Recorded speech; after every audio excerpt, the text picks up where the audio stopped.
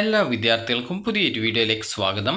ഈ വർഷത്തെ Kerala university degree കോഴ്സുകളിലേക്കുള്ള ഫസ്റ്റ് അലോട്ട്മെൻറ്റ് റിസൾട്ട് പ്രസിദ്ധീകരിച്ചു.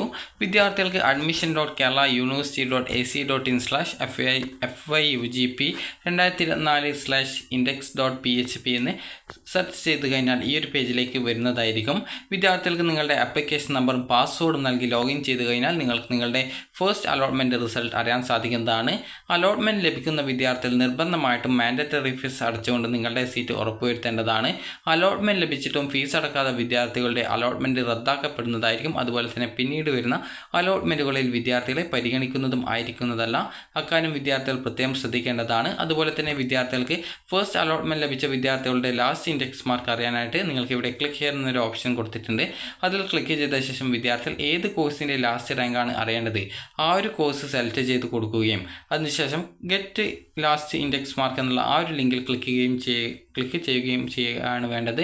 അപ്പോൾ നിങ്ങൾക്ക് ആ ഒരു സമയത്ത് താഴെയായിട്ട് നിങ്ങൾക്ക് ഓരോ കാറ്റഗറിയിലും അലോട്ട്മെൻറ്റ് ലഭിച്ച വിദ്യാർത്ഥിയുടെ അവസാന റാങ്ക് നിങ്ങൾക്ക് കാണാൻ സാധിക്കുന്നതായിരിക്കും. അപ്പോൾ ഓരോ കോളേജിലും നിങ്ങളുടെ റാങ്കും അതുപോലെ തന്നെ ഇതിലെ റാങ്കും എത്രയാണ്, അത് തമ്മിലുള്ള ഡിഫറൻസ് എത്രയാണ് എന്നുള്ള കാര്യം നിങ്ങൾക്ക് മനസ്സിലാക്കാവുന്നതാണ്.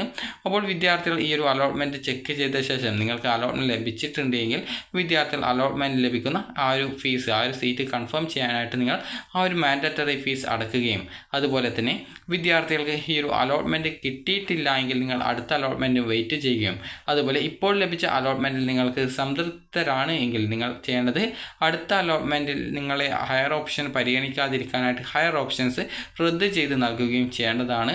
അപ്പോൾ വിദ്യാർത്ഥികൾക്ക് ഈ ഒരു അതായത് ഫസ്റ്റ് അലോട്ട്മെൻറ്റ് കിട്ടുകയാണെങ്കിൽ ലഭിച്ചിട്ടുള്ള സീറ്റിൽ നിങ്ങൾ സാറ്റിസ്ഫൈഡ് ആണെങ്കിൽ ഹയർ ഓപ്ഷൻസ് റിമൂവ് ചെയ്യുക. അതേസമയം നിങ്ങൾ ലഭിച്ച ഓപ്ഷൻ നിങ്ങൾക്ക് താല്പര്യമില്ലാത്ത ഓപ്ഷനാണ് എങ്കിലും വിദ്യാർത്ഥികൾ ഫീ പേയ്മെൻറ്റ് ചെയ്ത ശേഷം അടുത്ത അലോട്ട്മെൻറ്റിനായിട്ട് വെയിറ്റ് ചെയ്യേണ്ടതാണ്. ഈ ഒരു അലോട്ട്മെൻറ്റ് ലഭിച്ചിട്ടും ഫീ പേയ്മെൻറ്റ് ചെയ്യാത്ത വിദ്യാർത്ഥികളെ പിന്നീട് വരുന്ന അലോട്ട്മെൻറ്റുകളിൽ പരിഗണിക്കുന്നതായിരിക്കില്ല.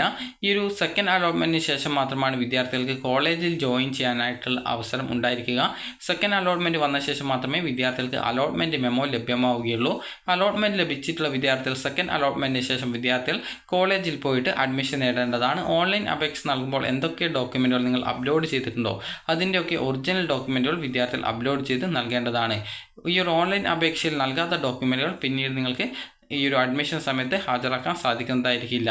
അതുപോലെ തന്നെ ഇപ്പോൾ ലഭിച്ച ഓപ്ഷനിൽ സാറ്റിസ്ഫൈഡ് ആയിട്ടുള്ള വിദ്യാർത്ഥികൾ നിങ്ങൾ ഈ ഒരു മാൻഡറ്ററി ഫീസ് അടക്കുകയും അതിനുശേഷം വിദ്യാർത്ഥികൾ ആ ഒരു ഹയർ ഓപ്ഷൻസ് ഉണ്ടെങ്കിൽ അത് റിമൂവ് ചെയ്ത് നൽകുകയും ചെയ്യേണ്ടതാണ്. ഇപ്പോൾ ലഭിച്ച ഓപ്ഷനിൽ സാറ്റിസ്ഫൈഡ് അല്ലാത്ത വിദ്യാർത്ഥികൾ പ്രത്യേകിച്ച് നിങ്ങൾ ആ ഒരു മാൻഡറ്ററി ഫീസ് അടക്കുകയും പിന്നീട് അടുത്ത അലോട്ട്മെൻറ്റിനായിട്ട് വെയിറ്റ് ചെയ്യുകയും ചെയ്യേണ്ടതാണ്.